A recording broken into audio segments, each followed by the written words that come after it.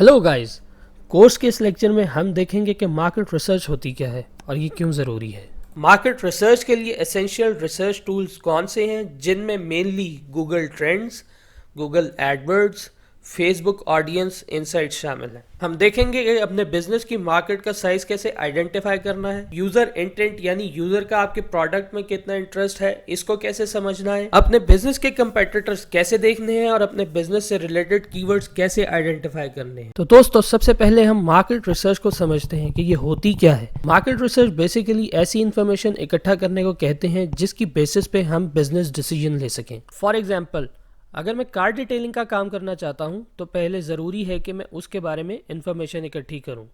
Business start करने से पहले मुझे ये मालूम होना चाहिए कि जिस एरिया में मैं शॉप खोलना चाह रहा हूं उधर कितने लोग हैं जो गाड़ी यूज़ करते हैं, वो बाहर से वॉशिंग का काम करवाते हैं या नहीं, वहाँ पहले कोई कार डिटेलिंग सर्विसेज ऑफर करता है या नहीं, ऑलरेडी जो ये सर्विसेज ऑफर कर रहे हैं वो कितने पैसे चार्ज कर रहे हैं, क्या सर्विसेज दे रहे हैं, और फिर इस इंफॉर्मेशन की बुनियाद पे मैं अपने बिजनेस की प्राइसिंग करूं और सर्विसेज डिसाइड करूं।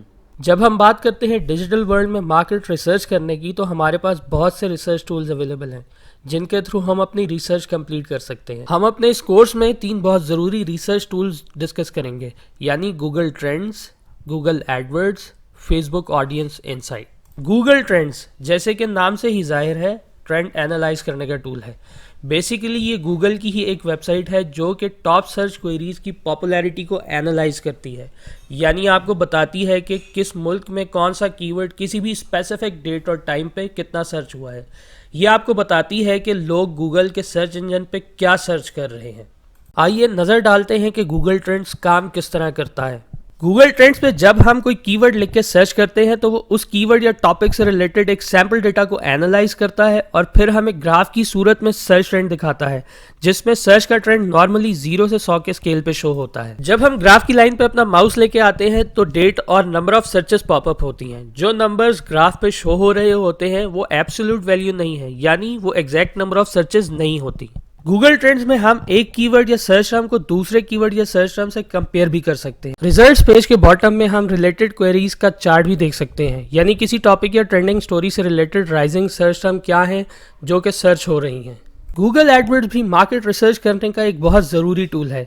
Google AdWords basically Google ads create करने का टूल है जो कि हमें कीवर्ड रिसर्च करने के अहम टूल्स प्रोवाइड करता है, जिनमें से एक टूल कीवर्ड प्लानर कहलाता है।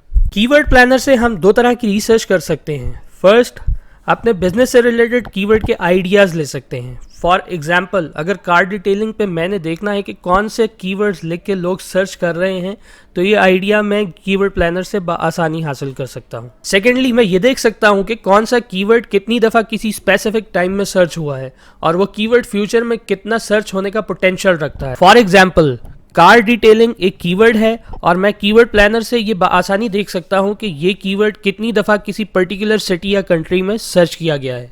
तीसरा और बहुत useful tool Facebook audience insights है। फेसबुक ऑडियंस इनसाइट्स हमें बताता है कि फेसबुक की ऑडियंस में वो कौन से लोग हैं जो हमारे बिजनेस के लिए ज़्यादा बेनिफिशियल हैं।